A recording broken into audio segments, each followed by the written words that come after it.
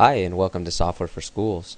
We're about to show you a brief overview of our Voting for Schools web-based application. The goal of the application is to make the process of the school elections organized and efficient for both the voter and the administrator. Let's go ahead and take a look. To create an election, you have to go through the three basic steps. First, you create officer positions, such as your president, vice president, treasurer, secretary, etc. Then you will schedule the actual election by specifying a title for the election, start date, and end date, which is when the election will be available for your students to vote in. The third step in setting up an election is to add candidates and assign them to officer positions. To assign candidates to a position, just type their name in and select the position that they will be running for from the drop-down menu.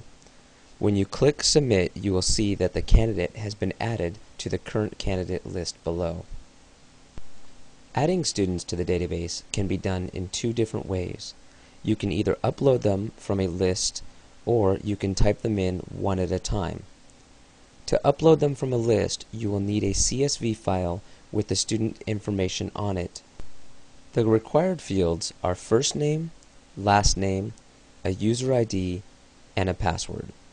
On this list, I have chosen to use the student birthday as their password, but you can use any other sort of student data that you can retrieve from your student management system. At this point, you are now able to run your elections.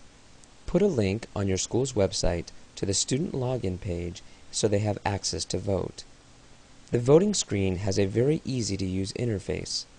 After they type in their user ID and password, they can choose which candidates they want to vote for from the drop-down box. When they're done, they just click Submit. The last thing I want to show you in this short video are the voting results.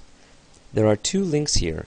The total results will show you how many votes each candidate received and is broken down by officer position. The poll details page is a breakdown of actual votes per student. This will allow you to analyze your data for voter fraud. You can sort the data by any column and look for similarities that might stand out.